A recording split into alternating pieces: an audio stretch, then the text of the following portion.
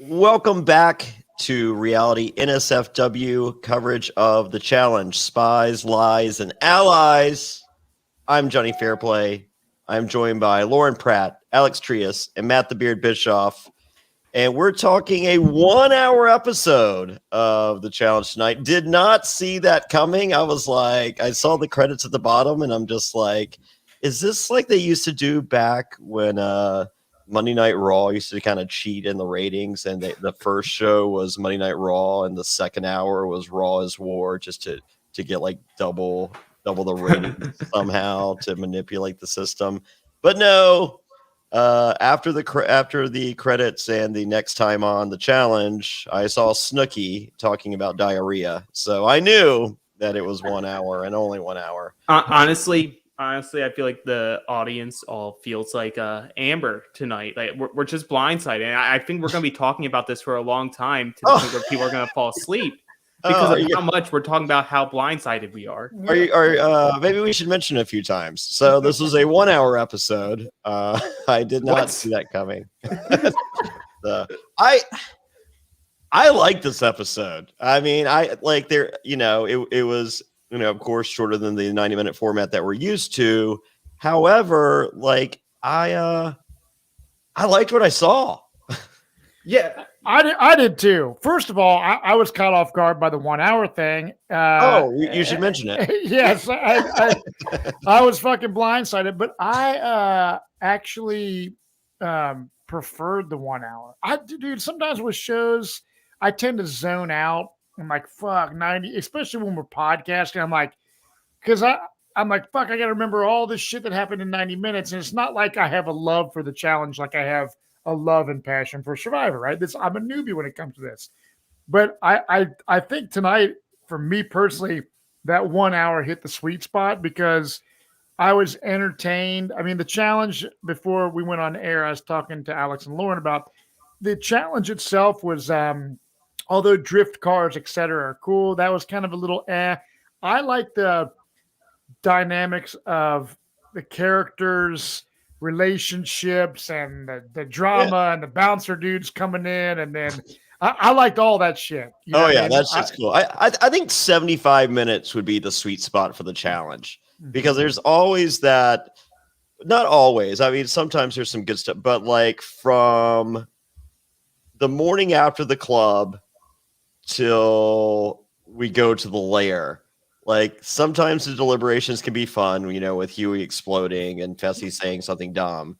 But for the most part, those are kind of boring. And then just the agency not really revealing who they're picking because you want the drama of the reveal at the lair. I feel like there's typically a stagnant 15-minute stretch there. Mm-hmm. So, but the 15 minutes of the lair I want, and I was really disappointed that we didn't get, especially seeing what's coming up next week. Yeah. I know, and like to start off an episode, basically, like I'm assuming that's gonna be the first half of the episode is the aftermath of this fight, and then deliberation and that elimination. Do you think next week is just another hour? No, I think it's going to be the standard normally. We see every season there's typically at least one 1 hour episode, and then the rest are all the 90 minutes. So they just blindsided us all, right? Like none of us. So the next episode will be the greatest episode this season, like bar none. Has to be.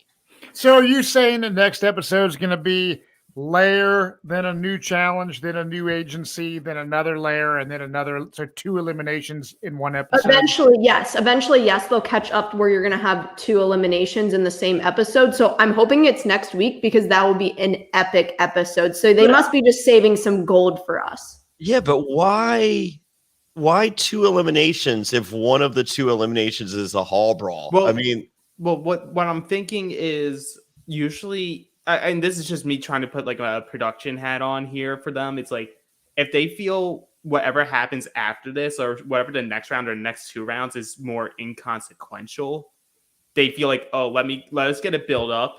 We get that crescendo of the push. We have the aftermath next week, and then like we flip-flop through it, and by the end of 2 episodes from now, we'll have 2 eliminations bunked together because it's like inconsequential characters, and then we're back on track. But is there a possibility the beginning of the episode next week begins with? I mean, TJ shows up at the house. I mean, let's fast forward to the end. Yeah. The preview for next week, TJ shows up and says, "Hey, it ain't good that I'm here." It's like when Jeff Probst shows up at the island. It ain't good news. And does TJ show up and say, "Hey, Fessy, you facepalm Josh, you're out of here"? Yeah, it's very possible. And then we get the hall brawl, and it's like, well, would have been cool if we had Fessy in a hall brawl because that's what we paid our money to see, but we ain't going to get that because he's already been removed from the house. Well, I think we could see a couple different scenarios with next week. We could have TJ coming in, giving his warning, which he does on some seasons where he says, "This is it, final warning. If something else happens, you're done." Or we could see Fessy being let go, or both of them, both Fessy and Josh, gone. See, I feel the warning has already happened. Like, they're probably going to use the, like, Corey shoving the Corey Huey. Thing. That was like, it wasn't just the warning for Corey. It was the warning for everyone. Because TJ was very, like, he wanted to, like, make a statement out of Corey. Be like, "Hey, you can't put hands on one another. I don't respect that. We don't do that here." Yeah, you don't do that here. As in the collective, the royal we, not just you. Exactly. Like, I think that was more so a statement to the people remaining in the game and not so much to Corey, but it was to Corey. I mean, I would personally, I understand that there shouldn't be the fighting and stuff like that. And I thought it was really lame for Fessy to like push Josh. I would rather see them battle it out in some shit versus a fucking hall brawl. Yeah, I would. Maybe he comes and is like makes him do that shit, and maybe he shows up and is just like, "Look, man, there's only you guys can't get along. This is obvious. There's only one way to sell this. Let's go to the fucking hall brawl in the sand. Let's do it." There's a first for everything. You never know, but I don't think it's coming. I mean, the fact that we saw TJ show up at the house, the fact that we saw the tease of the hall brawl, but no one's face, like, I feel that as a viewer with Fessy on this cast, we were kind of promised a Fessy hall brawl. And so they're just like, it ain't happening. like we're gonna tease it for all it's fucking worth, but you ain't gonna see it, and we're sorry. So I don't know, man. As I said, TJ's so cool. I mean, like, I understand that he's against the fighting, and I'm against the fighting too. Even though it makes good TV. I mean, I want him to say there's only one way we can sit. Like, fuck deliberation. Sorry, agency. Let's go. I would like to see that. I think that'd be more entertaining. Oh, fuck. I want to see. It's definitely the more entertaining, but they're like. Yeah. And even if you don't like Fessy in a hall brawl is something fucking spectacular. It's like once again, to wrestling. Like, there's a lot of people that don't like Brock Lesnar, but Brock Lesnar just beating the shit out of somebody, I think it's pretty fucking cool. It's one of the most entertaining things to watch. Ever. I mean, because he's just like, oh, like, you can tell guys he likes. I mean, it looks amazing, but like, he's like, I ran into AJ Styles after a Brock Lesnar match. I'm like, dude, he goes, dude, it's one of the easiest. He goes, if Brock likes you, he takes care of you. But you also see guys that he might not like that much. It's like, oh, he doesn't like him. So I want, like, as I said, I don't care what you think about Fessy. Watching Fessy in a hall brawl, it's just like, oh man, I don't think Fessy likes that person. And sometimes it's his friend. I mean, like, probably one of his best friends last season was Nelson.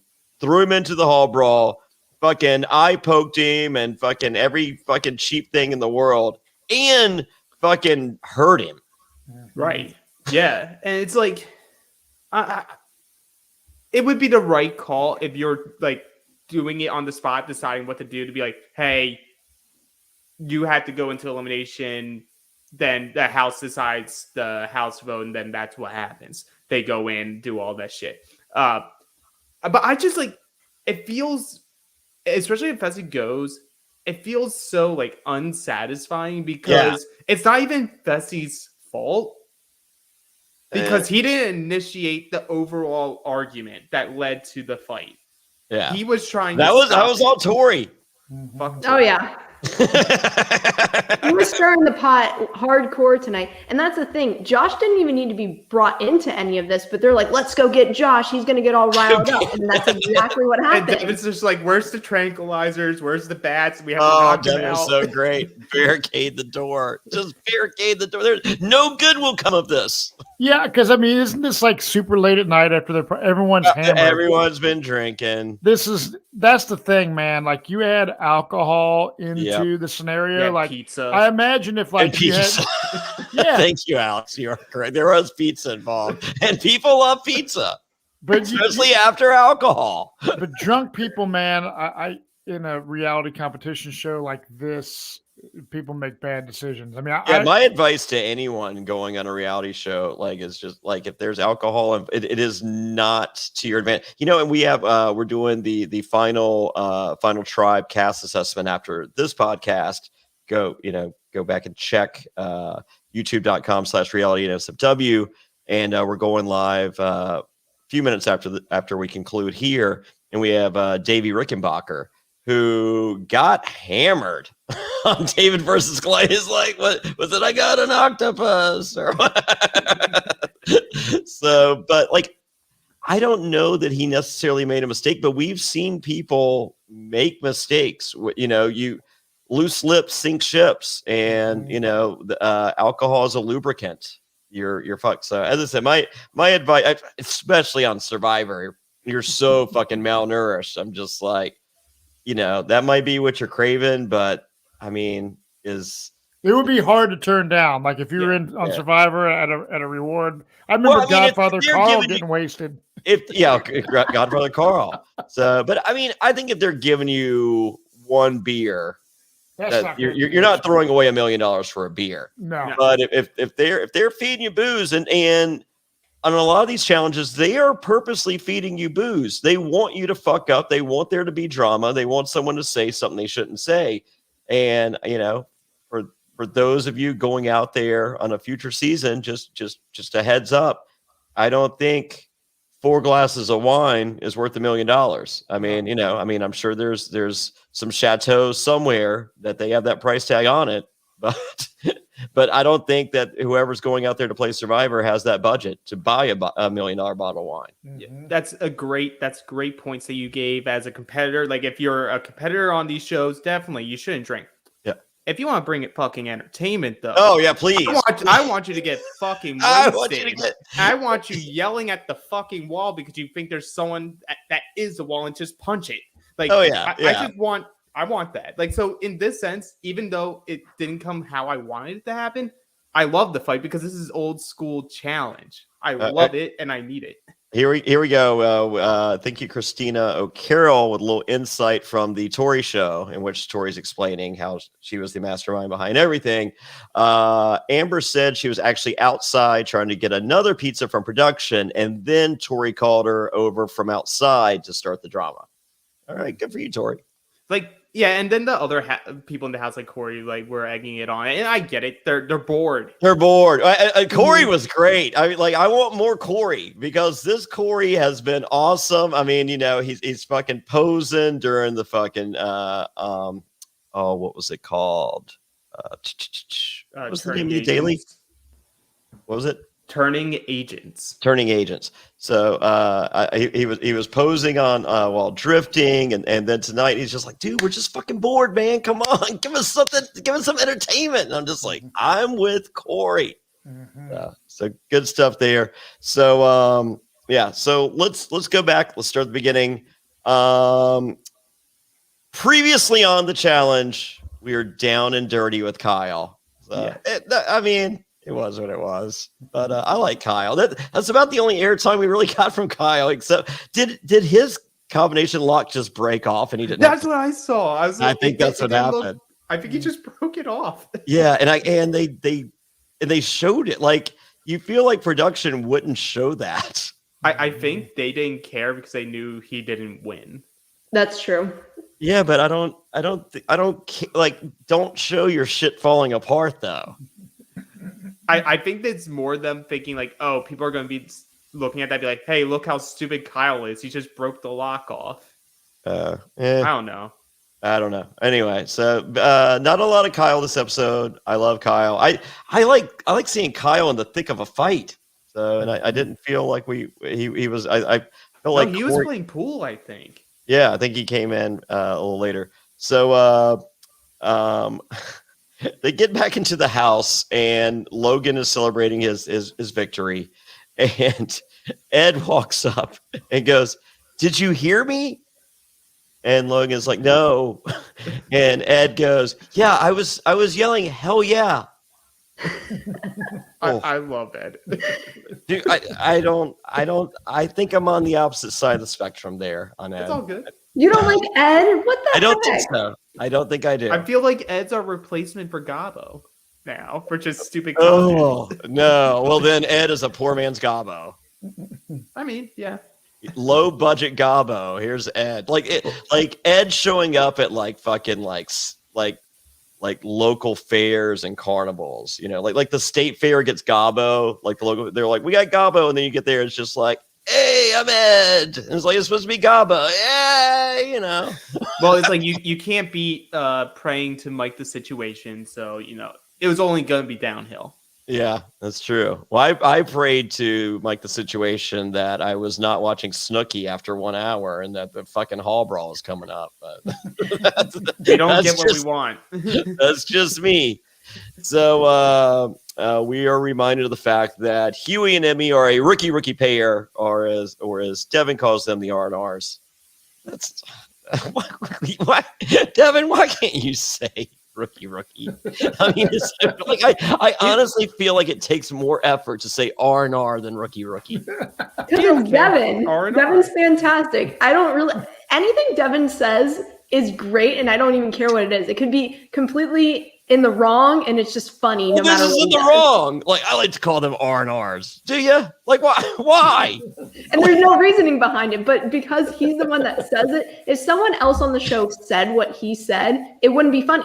Oh, I would hate that. Well, and no one does say that. It's for good reason. No one else says it. So, anyway, so Huey is whining and complaining, and Big T's just like, look, you never know what's going to happen. Some shit could go down. You know, we drink every 3 days. So, you know, she didn't say that, but she didn't need to. Emmy, of course, goes to Uncle CT for reassurance, and. Do we like CT in the role of uncle? I mean, I know back in the day he was just the dude, and he was the stud, and then he was dad bod CT, and now he's back to the stud. But apparently, stud is morphed into uncle. So like, I don't know how old Emmy is, but it's like sort of weird to hear him be viewed as an uncle, because it's like for most of these people, he's not even 10 years older than them. So it's like Uncle CT, you're only I'm 20 and you're 30. You're my uncle now. It's like, but I love her being hissing. Like, I want my fifth partner. Yeah, someone's mic is hissing a little bit. Okay. Matt claims it's not him, so we'll see. My headphones sound whoever just turned down, it was them. So who is that? It might have been me. Okay. All right. We're blaming Lauren this week, folks. I'm blamed for everything now. It's okay. You're good. We'll get you right. So next we have some quick snapshots of Yoga Ashley, Millionaire Mitchell. I saw that on her Instagram earlier today. I liked it, and I liked all the other poses that we got to see of Ashley doing yoga, just randomly. I'm for it. I keep it up. So we're a pro yoga podcast here. I don't know about yoga. Well, the people that are doing the yoga. I don't know about people doing yoga. I feel so. Next, Esther tells Josh to squash it, only to be followed by Amanda telling Fessy to squash it. So I feel like we have words of wisdom being spread throughout. But this is only to be followed by Fessy feels like he has to keep apologizing. Fessy, welcome to the club. We all feel like you need to keep apologizing. It's just funny because like you can tell he thinks that legitimately, and how he talks about it, he's like he just can't see what's going on. I'm like, yeah, because no one else is seeing it from your perspective, Fessy. Your perspective is flawed. It's just like I feel like his perspective is congruent with Casey's, because you hear Casey talking with Nani later, and she's just like, Josh is, supposedly for the alliance and all that, but he's making moves for him and not for us. And I feel like us is Casey and Fessy, and not Josh. But like what I think both of them have flawed logic, because they're saying they want to get rid of Amber because they don't like Amber. It's not, but Josh, what they don't see is Josh is feeling like you guys don't trust me to control my partner or control someone who's aligned with me to not go after you. And then like obviously that hits his ego, and he's going to be insulted by that because you're his friends. You should support him and believe in what he can do. So it's like both sides are right and both sides are wrong at the same time. Well, they need to tell Josh they don't like Amber. I think that's the problem. I think they've sugarcoated it with Josh. Yeah. So if they just don't, I feel like they're trying to be diplomatic in that they're just like, look, we don't know if she's going to fire back because the last time, there's all these variables. We have to keep that in mind. Maybe we should shoot before she's, it's like, I can control you. But I think in reality, they're just like, we don't like her, but they don't want to just say we don't like her, because I think as a viewer, and maybe I'm wrong, but I think if you paid attention to everything tonight, I don't think anyone likes Amber B. No, and that's what it was like. The not Casey either. confessional was saying like, oh, like I have power. That's great. We can go after rookies, but someone's going to be taking the first shot. And at first I was like, someone did take the first shot. You went at Amber, but it's like what Fessy was saying. And he said it on one of the after shows. I think it was like every single veteran knew about this except Amber. So it was like everyone was on board. And we were told Amber that tonight on the show that everyone knew but her. Yeah. So if you factor in that piece of evidence, what Esther and was it Berna were saying, and even Big T, who I think likes everyone. I don't think. I mean, like, I'm sorry, I love Amber B, and maybe I'm seeing things through rose-colored glasses, or envisioning the. If you guys, jump on Reddit and type in Amber B, trust me, it's it's worth it. I think so far, in comparison to last season, I preferred Amber B on her last season. This season, I'm just not getting much from her because she's so repetitive with the way that she feels, and it's taking over the storyline, and it's not giving us what we want as a viewer necessarily. I do think everyone should be going to Josh and saying, look, she's just not in the Big Brother alliance. And I think that would, have eased some things on Josh's perspective versus him dealing with the aftermath with Amber B. But Lauren, Amber was blindsided. Oh, I don't know if you guys knew this, but she was blindsided not just last season, but this season. They didn't have the balls to tell her to her face she was going in. Oh yeah, that's true. I mean, she's a winner. Own it. Get in. Everyone's gonna eventually go in, most likely. I don't know. Is CT gonna go in? I don't think so. Most likely, though. And my thing about it is, you won the season. People are gonna target you, of course. They don't want you to win again. But I get it. Like, CT's someone where I wouldn't want to go against CT, and I guarantee most of the guys don't. But Amber B, you might be able to go against her because depending on what the elimination is, you could beat her. It just depends what it is. CT is an animal.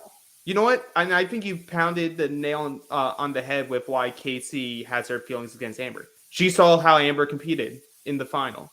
Like, she was already felt like Amber was on the low end of their Big Brother alliance to begin with. Then she sees her run and just completely kick ass with a good partner. why would I want her there at the end again? Yeah.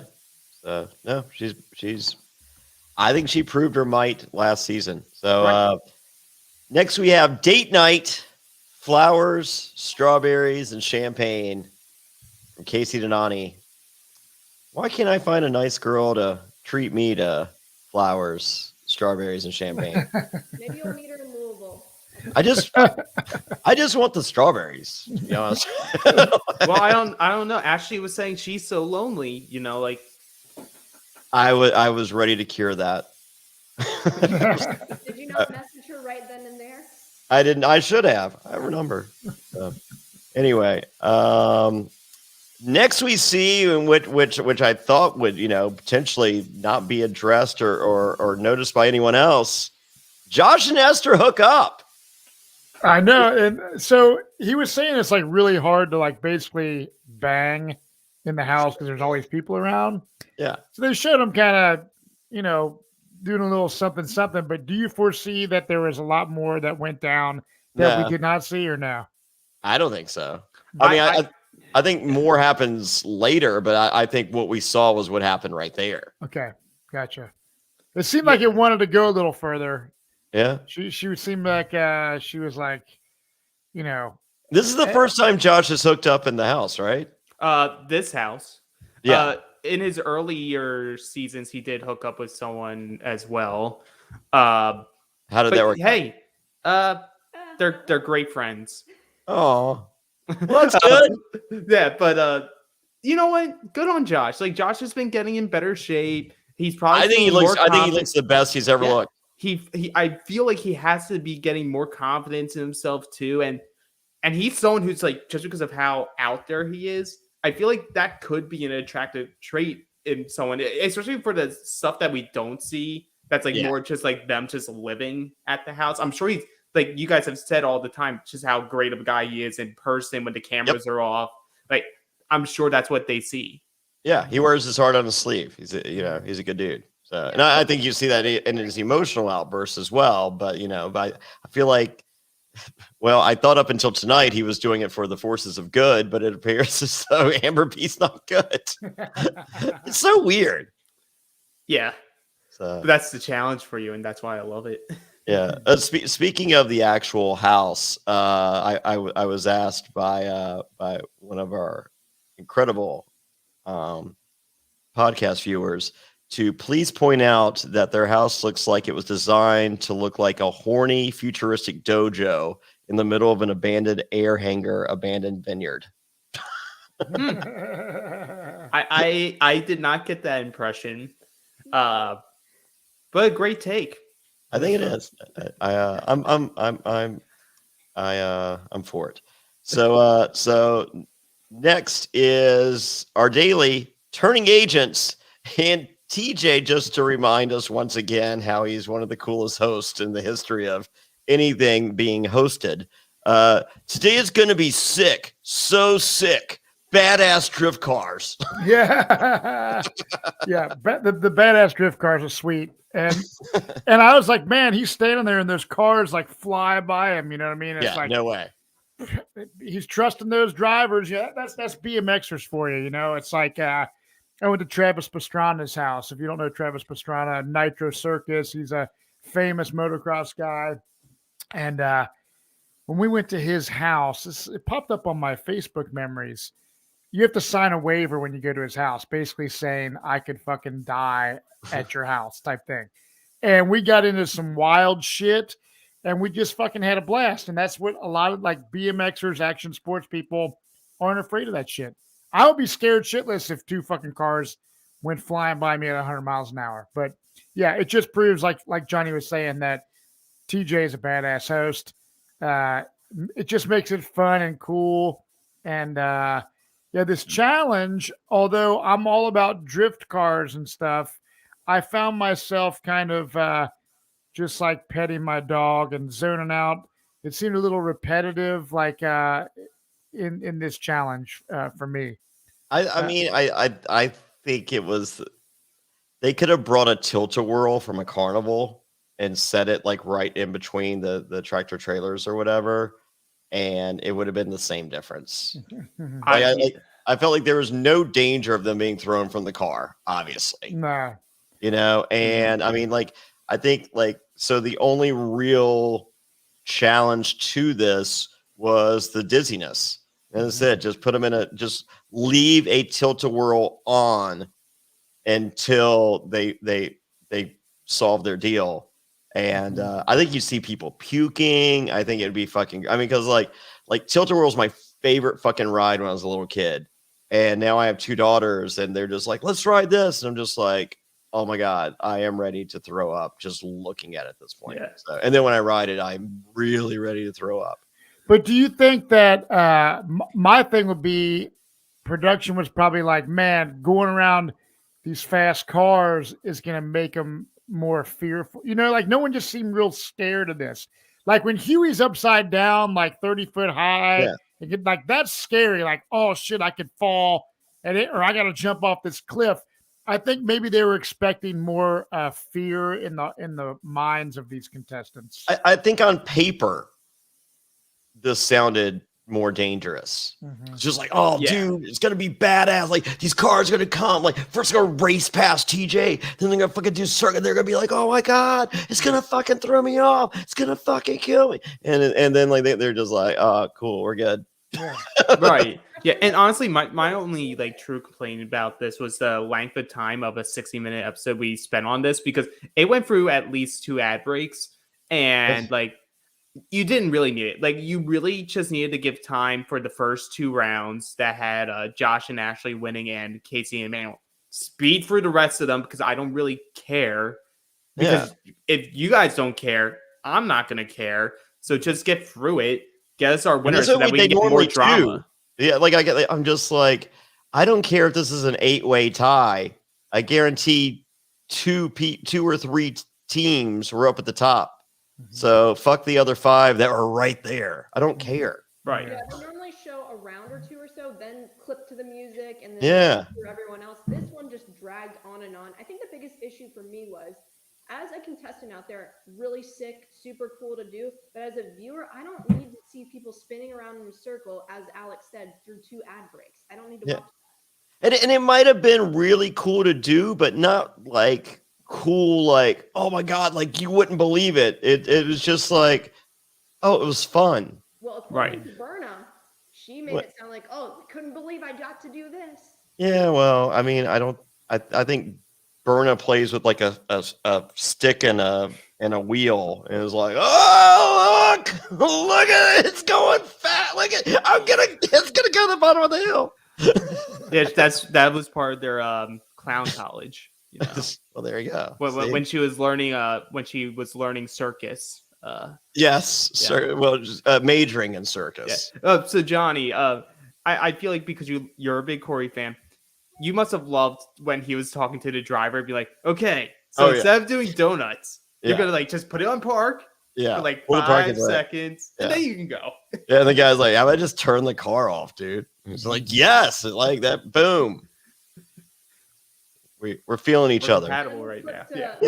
For 2 seconds with her laugh, the only screen time really that she got in the episode. She's just kind of useless. Her and Priscilla both could go, in my opinion, because they just have not brought anything to the table for us so far. Oh yeah. So Emmanuel says he's not scared. Do you guys follow Emmanuel on his Instagram? I do not.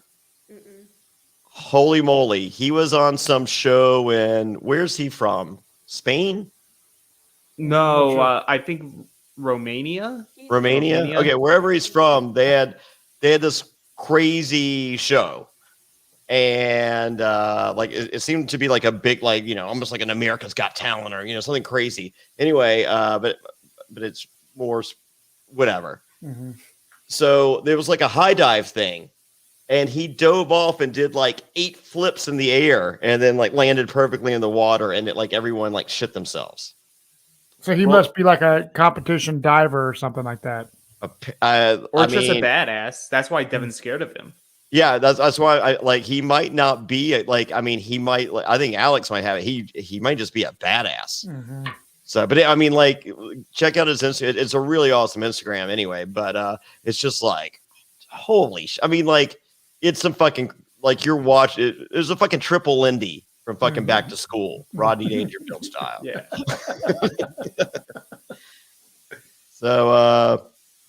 So we find out that our top 3 teams are Josh and Ashley, Casey and Emmanuel, Esther and Fessy, but the agency is Casey and Emmanuel. Yeah, you know what was a very weird comment after that? Kate, you know Casey. We all know Casey. We've seen her on Big Brother. We've seen her on Challenge. You know what to expect with Casey. Cue Tori saying Casey is one of the most unpredictable challengers ever. Yeah. What? I feel like the word methodical is the word you're looking for. I feel straightforward. The same alliance. Risk averse. Season, literally. So I don't know what Tori's talking about. Tori must be just talking about herself because that's her. Yeah. I don't know. But with that, take a word from our sponsor. Autumn is in the air, the pumpkins are in the patch, and our friends at Manscaped are here to make sure you don't carve your pants pumpkins when you're grooming, if you know what I'm saying. Make sure you're keeping things fresh this fall with the leaders in male grooming and their brand new 4th generation performance package. Boys, get ready for cuffing season like no other. Ready to take the leap into fall with Manscaped?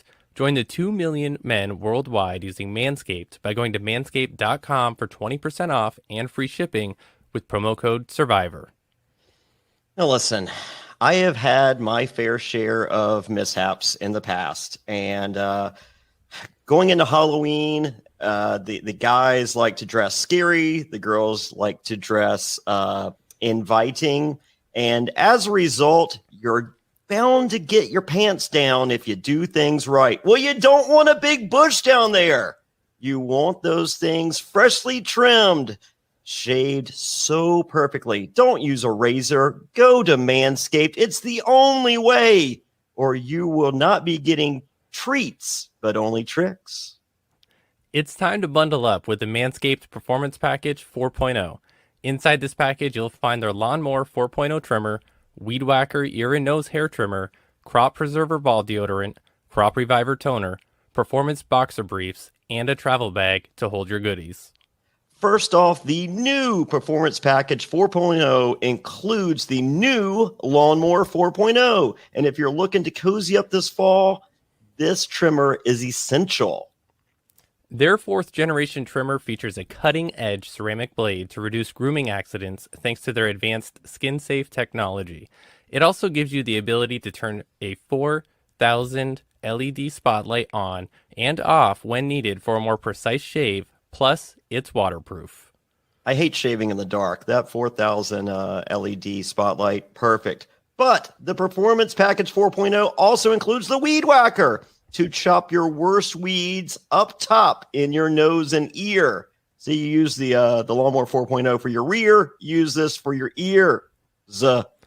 This nose and hair trimmer uses a 9,000 RPM motor-powered 360-degree rotary dual-blade system to provide proprietary skin-safe technology, which helps against nicks, snags, and tugs in those delicate holes. Seal the deal with Manscaped's liquid formulations. The Crop Preserver ball deodorant. Everyone knows pumpkin spice lattes and ball deodorant go hand in hand. That's all they're talking about at Target these days. It's crazy.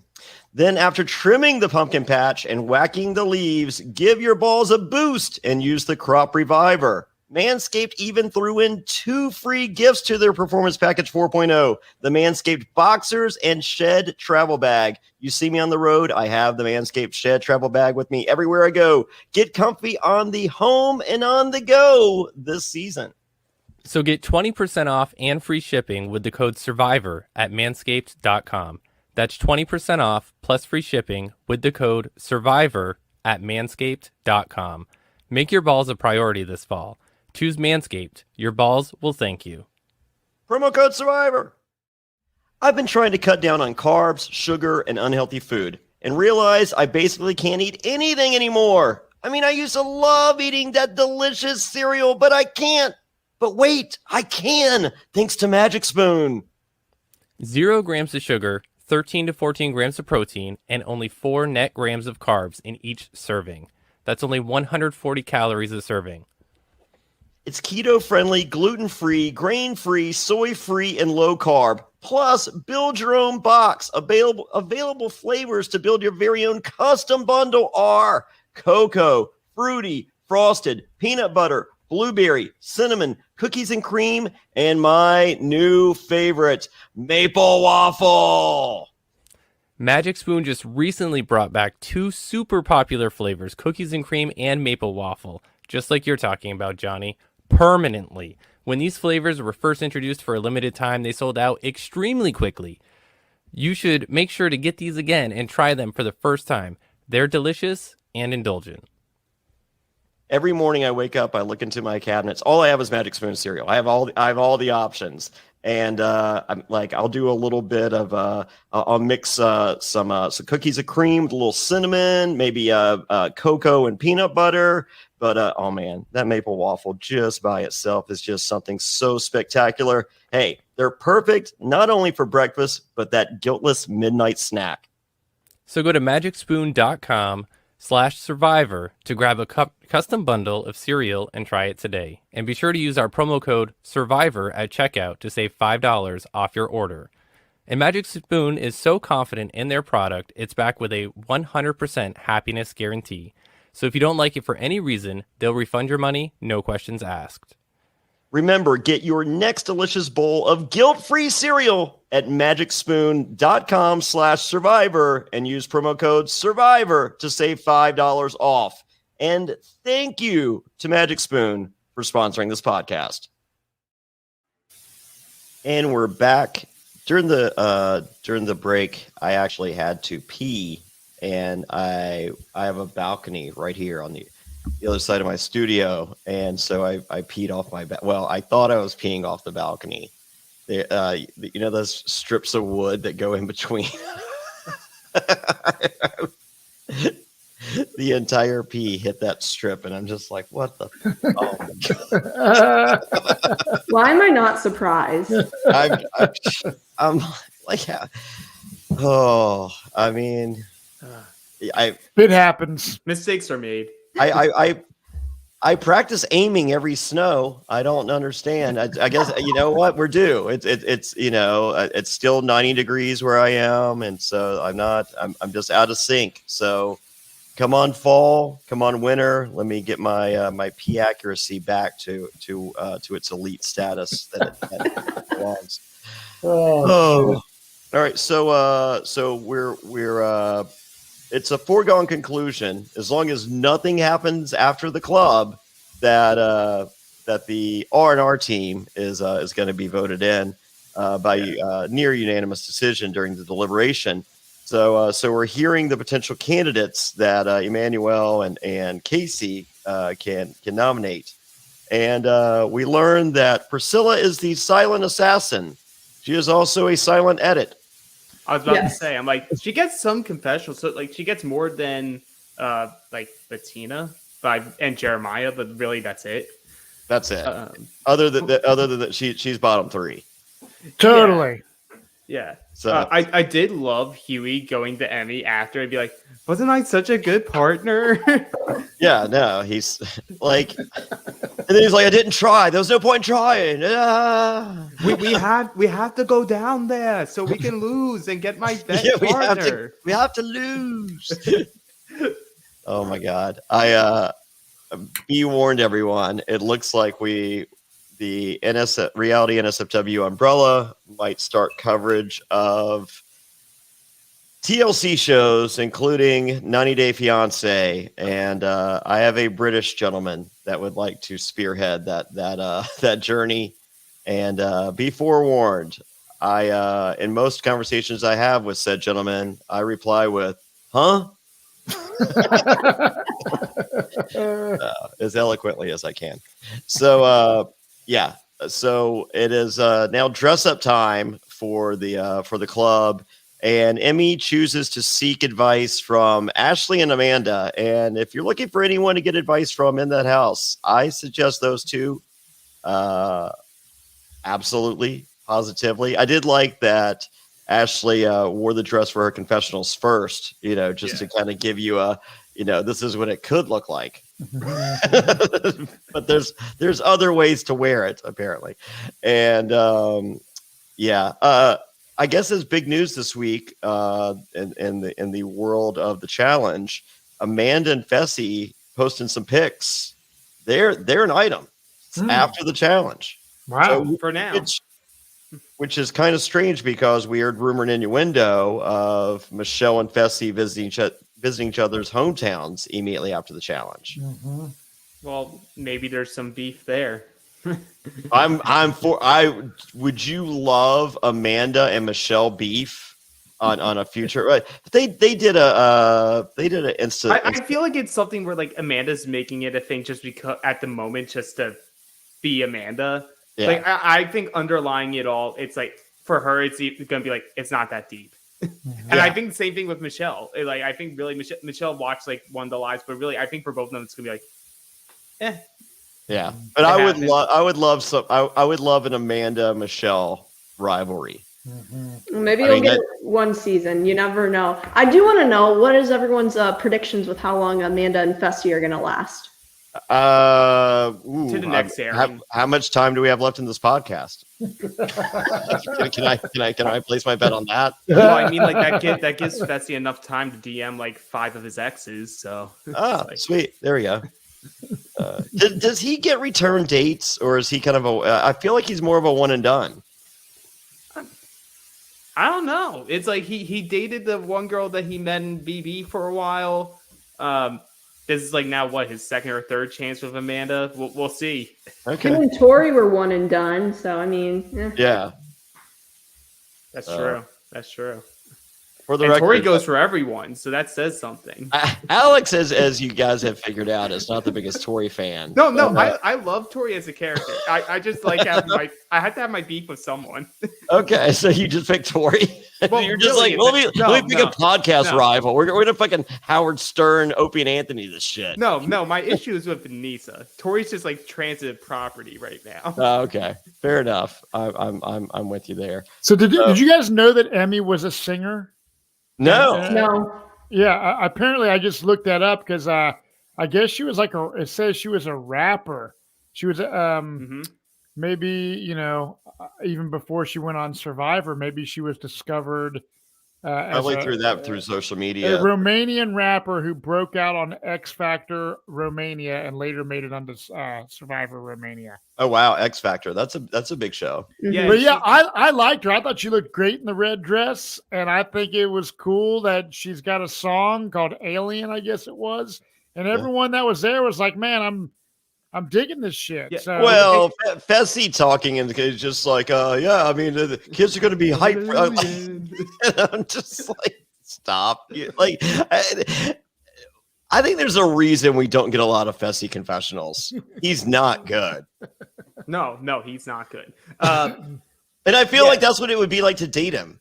I know that's what I like. just kind of Why does everyone my go friends. for him? I just don't understand it. Like, Look at him. I mean, the guy's Like, you look at him, but but okay, like, but like, and me personally, like, I know you're saying like, look at him. That's like, I don't know. I guess for me, I just don't go for that. But I go for personality, and he has no personality. My wife would look at Fessy and be like, that fucking guy is a douche and never. no, never fucking talk to him. Fessy grows out his hair. He's fucking Jason Momoa. And But, she's like- all about it. Like, Well, if Johnny, that's the like, case. people get their initial look before he says anything. You just look at him and like to do comparisons, like you said, like he looks like a Jason Momoa type, The Rock type. Like he's just this big jack dude. But then you talk to him and he's like, oh, charisma vacuum. Yeah. So no, his confessionals are very telling. So. But like, I do want to say, like MTV, I give them like some credit where credit's due. They didn't need to put her song on, like her official song on there, because it just like came out this week, but they put the actual version of the song, not her drunkenly singing it, onto the show. Put it down in the little header. It's like good on them. Yeah. No, very good. Finally, they're promoting music for once and not just Well, fucking reality television shows. It was obviously an accident, Matt. they had no idea. They're like, this is a song? Yeah. But What's like a honestly, song? What is music? Yeah. What is this music thing we're talking about? what's this M in our MTV? But it's like it has to say something that they must like Emmy because they don't need to put her song on. Yeah. No, no, not at all. I mean, like, they didn't even have to show that. I mean, like, they could have shown her poorly singing a cappella, before being sent home. And it's just like, like, look, this is sad. Guess what? It gets even sadder. She gets her ass kicked. Amber B whoops her in a fucking In another hall brawl.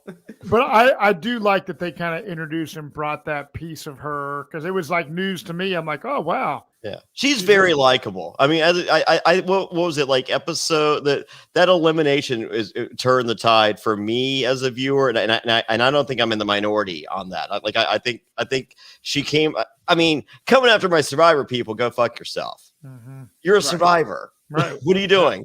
So, but no, X Factor. My friend Julia Bullock. She was on X Factor.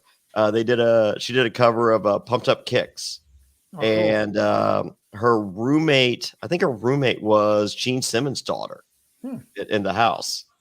And I might have combined two stories, but I think that's the case. Right. And anyway, she now has a band called the Foxies, which Rolling Stone did a story about check out the Foxies on Instagram. They're amazing. That's my friend Julia from a TV show called Ghost Trek that I did. Cool, right on. But X Factor was big. Yeah, but like with Emmy, honestly, what I like about her is it's very back and forth with her. There's one week where I'm like sympathetic to her. There's another one I'm like, oh, she's the most annoying piece of like shit I've seen. But it's like, wow, Alex working stiff. No, but it's like. It's good because when the challenge is great, when reality TV is great, is when you flesh out characters, especially new characters. Yeah, a character isn't a one-dimensional cardboard cutout like the Jeff Probst stand-up behind me. So there are layers. Yeah, but it's like you see a lot of these rookies, and even some of the vets at this point, like they're very one-dimensional. They're just showing you the same thing over and over again. But like I think them putting the time to flesh her out, I might have to move her up to the number one rookie to return. Oh, yeah. I think so. Well, and she continues to get screen time week after week. And we see from other rookie girls, they're non-existent in the edit. And I just think we're getting so much out of her, as you have said. And I look forward to having her back on a future season, no matter when she goes in this one. She's getting the big T edit. Yeah, it's her, Esther, and Michelle for me as like the top rookies of the season. Esther's great. I do like Esther a lot. I like Esther too. Mm-hmm. I love that Esther's hooking up. Because Esther's doing everything. Esther's doing everything. So starting fights, slinging drinks. Oh man, I'm for it all. So we get I'm an Alien, and then Esther and Josh make out at the club, which is a bold move. I mean, because I feel like that, like their previous little makeout sesh was kind of like under the radar, and this was just like alcohol's involved. They're like, fuck it, let's fucking put our shit on blast, and everyone's just like, look. But you know what was a weird confessional here though is Esther then says, no, I need to play with my head, don't leave my emotions out. But she's like saying it in a very cold and calculating way, and then they turn it back to her making out with Josh. Yeah, it was like sort of like, is she using it as more so as strategy now and not? I feel like it. Well, we've learned that the confessionals are done after the fact. Like they film for 2 days, and then they do confessionals for a day. So they're just recapping the previous 2 days. I think she might be in a point now where she's no longer with Josh. Yeah, that's very and it's easy to say that you should think with your head when you're no longer involved with your heart. Yeah. Right. Makes sense. It's just like, oh, hey, let me just clear up this edit real quick. Everything's a little dirty here right now, but we're going to apply a little brush and a little soap and water, and we're good. There you go. There you go. It's all cleaned up. Yeah. You know what's not cleaned up is the pizza. Oh, hold on. Let me make sure. Oh, we also learned that Berna and Estes says no one likes Amber B, and then we have Amber B seductively dancing in front of the camera, which I'm just like, I really love Amber B. She's hot as fuck. So, also for those of you wondering, she's from Germany, and once again, search Reddit, and you will find the pictures that you need to see. All right. So after the club, who doesn't love pizza? So, man. yeah. So Tori is the mastermind that says that Fessy ate Amber B's pizza. Now, it looked as though Tori was having a conversation with Corey, and who else was right there? Nelson, maybe? Maybe. Maybe. I just know I Betsy and feel Corey like- were there. I feel like it was a collaborative effort, and Tori taking the credit. Maybe not. Yeah, like she spearheaded it. Maybe. Oh, I feel she's saying she did. Whereas it could have just been the three of them saying, wouldn't it be funny if? And then Tori, and then Tori's like, yeah. So then I said, Yeah, this I think whole- Corey was more involved than what we actually saw because that's what Corey wants to see. He wanted fireworks, so does Tori. So I think they were more of a duo in making that happen. I think so too. So maybe not. Maybe it's all Tori, and I'm not here to. I'm just saying it looked like a group conversation. Like once again, like getting to wrestling. They'll sit creative meetings like back in the now it's like 20 people, but back in the day it would be like Bruce Pritchard, Pat Patterson, and Vince. It'd be 3 people in a room. And you ask Bruce now, it's just like who came up with that? It's just like 3 of us talking. Like, I don't like, maybe one guy said wear a hat and the other guy said put an M on it or, whatever. Right. So like it was a collaborative. I feel like that was more of a after the club, a few people hanging out. It's just like, hey, and Tori's taking credit for having the stick doing the poking. Right. This whole situation though escalated very quickly. Yeah, did I was waiting for a trident? Oh God, dude! I mean, it got bad quick, and it's because alcohol and everyone's tired. It's late at night, and Well, they're shit just got bored. real They crazy. want to see. I mean, like as I said, I think you piece together through all of this that the house does not like Amber B. So if there's any way that they can incite Amber B to their own amusement, that's the end game here. Well, it's like she's already pissed off, and they just see her like, I wanted that Parmesan pizza. I had it out for me. But like looking even further backwards, like go back to episode 0, where I don't know how long they've been in this house, but is Ramadan still happening? Like, I honestly wouldn't be pissed if Fessy ate my pizza because I'd be like, this dude only gets to eat at night. Yeah, he can't eat from sun up to sundown. I'm like, I'd be like Berna. Like Berna was like, if someone ate my pizza, I would just go find another pizza. Put it doesn't in. take long. Even if I'm drunk, I would do that. I'd be like, oh man, enjoy that pizza, man. I'm gonna put something else in. It's like good times. But she was not there for good times. She was there to fucking vent. Can I note though? I'm surprised how calm she was with getting a drink thrown in her face because I think if it would have been any other person that got a drink thrown at them like that, they would have gone ape shit. I can tell you right, like back in the day, I used to spit in people's face like, oh my god, so many fucking times. And you got to be like, it's a whole like a good like boxer would do like 2 lefts and a right, or like 2 jabs and an uppercut. It's a combination. So like when you spit in someone's face, like it's like one motion, like you spit and then you do the bat, like that first wild swing is coming and you have to be ready for it. Because if not, like I assure you, what I hope you're not proud of spitting. I'm like always like motherfucker. No, I loathe myself for that. Yeah. Oh my god. How many times did you get like punched in the face after that? A lot. Oh, I remember waking up one time, like what happened is just like, oh, you got punched in the face, So, and the person that punched me in the face told me, like they were still there. They were like, yeah, we were all laughing. It was great. Oh my god! that I fucking just punched you in the face, and this was a girl. As I said, I'm very ashamed. Oh, well, that's good. That's good. Very like ridiculous. Like there's a so kids Don't do just that. Don't do anything. Just don't drink, don't spit. Just be a good person. Just right. get another pizza. There's Also, always don't another look one. at anyone weirdly either. You can't do that anymore. Yeah. So anyway, Big T Z does the and then Esther throws the drink. And if you know, so when Devin or when Devin says, don't let Josh anyone here. So Josh finally shows up. You see Corey attempting to push Fessy into Josh. Did you guys catch that? Just He was trying doing to make them start something. Oh, Well, yeah. he's like push him into him, thinking that Fessy pushed him. No.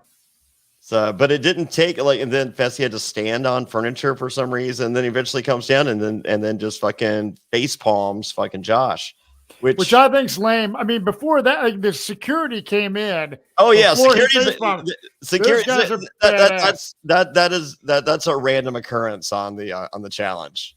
But I think honestly that Josh was after she got the drink thrown on her. I think when he was just trying to split them up, he was kind of calm.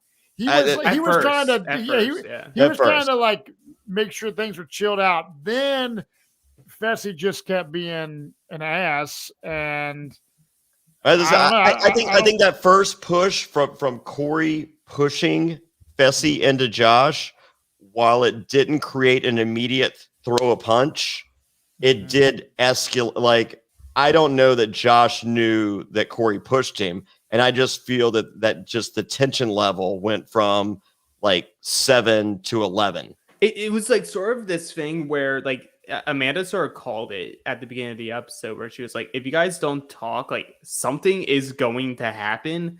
And I feel like if they had any type of like actual civil conversation beforehand, even if they were in the shouting match, I don't think Fessy or Josh ever at any point throw hands at each other. Nope. And I blame Fessy because it was Fessy's fuck up. Why does he always have to apologize for everything? Because he fucked up. do you think that TJ, can we know that he's coming to the house right after this, and it's not a good day? Do you think he's gonna comment on the drink being thrown as well as the No. punch? I do. I don't think so. Mm-mm. Why? You can't throw drinks in someone's face. I almost think that the drink thing, in addition to the push thing, would be two reprimandable offenses. I don't know. We saw last season. Yeah, I agree with Alex. I don't think they're going to get anything with the drink throwing with this one. Well, I would be more than happy if next week is just. I mean, Josh versus Fessy, and then Amber versus Esther. Yeah, that would be great. It'd be like, sorry, I'm taking the control out of everyone's hands. You four, you're going into the lair. They go to the lair. It's hall brawl time, motherfuckers, and Did you guys notice the barbed wire around the hall brawl? Mm-hmm. That's the first thing I noticed. I was just like, shit. ECW hall brawl. I get nervous if Fessy's the one in there. Yeah. This dude's gonna grab that barbed wire and try to poke someone's eye out. Wrap it around his body and fucking go chest first. He's gonna wrap it around the bat, but then put his hand over it and. Oh, sweet! That's the best. They're very WWE-esque. Yes, right. That's the best way. If Matt Bischoff, if you're ever looking to use a barbed wire bat, like that would be a bat wrapped in barbed wire. Mm-hmm. The best way to use it is to take it, put your hand over the end, and then hit someone.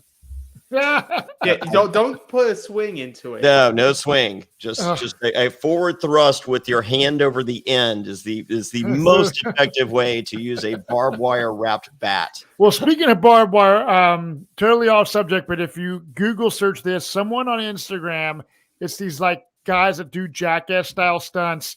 They have a trampoline. They took the fucking trampoline part where you jump on off, and they fucking strung tension barbed wire. So it's a barbed wire trampoline. Oh, And these motherfuckers are jumping off of ladders and doing like front flips and then landing on their fucking back on the barbed wire and then bouncing up and then totally like landing back, dude, on the barbed wire, all caught. It's fucked up. I saw it and I started following, like looking at this I guy's start Instagram. following them. Yeah, it's fucking insane. I feel like Matt Barbed would wire be very, trampoline. I feel like Matt would be very into barbed wire death matches. Oh, I think so too. No, I am not. We got some shit for you to see. Don't worry. Oh God. Oh God. All right, but well, if you would like to see us, as in me, Matt Bischoff, and Lauren, you're going to be there in Louisville, right? Yes, I'll be there. Yeah. So next Wednesday night, we will not be live right after this insane episode. That's so crazy. Next week, September 22nd, we are going to be in Louisville, Kentucky. That's right, Louisville, Kentucky at Play Louisville. And we will be watching the premiere of season 41 of Survivor. And here we go. You can get tickets right now at survivortix.com. That's survivortix.com. There's VIP packages in which you get the VIP meet and greet. You get a Survivor 41 buff or Reality NSFW buff. You also you get to hang with us. There's going to be a ton of people there, some surprise guests, and we are excited. Get your tickets right now at survivortix.com. That'll be next Wednesday night. I think the meet and greet starts at 6:30 maybe, and then 7:30 general admission. And we'll be watching the show from 2-hour premiere from 8 to 10. Should be an amazing time. Join us. Get your tickets now at survivortix.com, survivortix.com. As far as the coverage of the challenge, we will be recording that on Thursday at 4:30 p.m. So look for the challenge coverage to resume on Thursdays starting next week. So we will be doing every Wednesday night. We'll be covering Survivor right after Survivor, and then our challenge coverage will be on Thursdays. So there we go. Hold on. All right. So with that, we will see you guys next week, hopefully live in Louisville. If not, we will see you Thursday. So thank you so much. It is always great. Thank you, Lauren. Thank you, Alex. Thank you, Matt. And of course, thank you, me. And of course, our sponsors. Here we go. Lucy Nicotine is a company founded by Caltech scientists and former smokers looking for a better and cleaner nicotine alternative. Finally, tobacco alternatives that don't suck. Researched and developed for 3 years to be made for people, not patients. Lucy has created a nicotine gum with 4 milligrams of nicotine that comes in 3 flavors: wintergreen, cinnamon, and pomegranate. Lucy also has a lozenge with 4 milligrams of nicotine in cherry ice flavor. Each and every flavor actually tastes great, and it's convenient and discreet. Products can be enjoyed anywhere, on flights, at work, on the go, or even in the gym. I am so happy that Lucy is sponsoring us. Ever since they came on board, I have gotten no less than 5 of my friends transitioned over to Lucy and put their cigarettes down. They like the gum. I'm used to seeing the packages all around. This stuff is great, and it's really helping people make much healthier choices. So get on board and join the Lucy movement. Hey, it's 2021. Get rid of your cigarettes, unplug your vape, throw out your dip, and get some Lucy nicotine gum or lozenges. This is the real deal. A subscription to Lucy comes directly to your door each month. It's so simple that you don't even have to leave your house because Lucy has delivery down. Reality NSFW listeners, go to lucy.co and use promo code SURVIVOR to get 20% off all products, including gum or lozenges. That's lucy.co and use promo code SURVIVOR at checkout. Also, I have to give this disclaimer. Warning, this product contains nicotine derived from tobacco. Nicotine is an addictive chemical. That's lucy.co, and be sure to use that promo code SURVIVOR. This episode of Reality NSFW is sponsored by Blue Chew. Say it with us. Blue Chew. Blue Chew is making waves and bringing more confidence to the bedroom by offering chewable tablets that can help men get stronger and longer lasting erections. That's right, we're giving away super hard dicks. Blue Chew is a unique online service that delivers the same active ingredients as Viagra and Cialis, but in chewable form and at a fraction of the cost. Blue Chew's tablets help men achieve harder, stronger erections to combat all forms of ED. Blue Chew is an online prescription service, so no visits to the doctor offices, no awkward conversations, and no waiting in line at the pharmacy.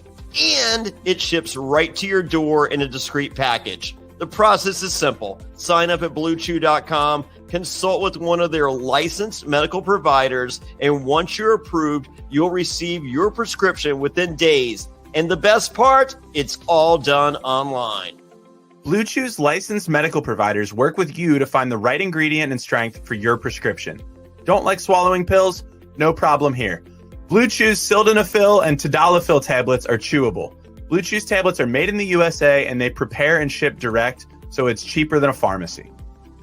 Hey, if you're looking to give that immunity idol to someone, or you don't want to be voted out of a crater, don't worry, Blue Chew's got you covered. So if you could benefit from extra confidence when it's time to perform, visit BlueChew.com for more details and important safety information.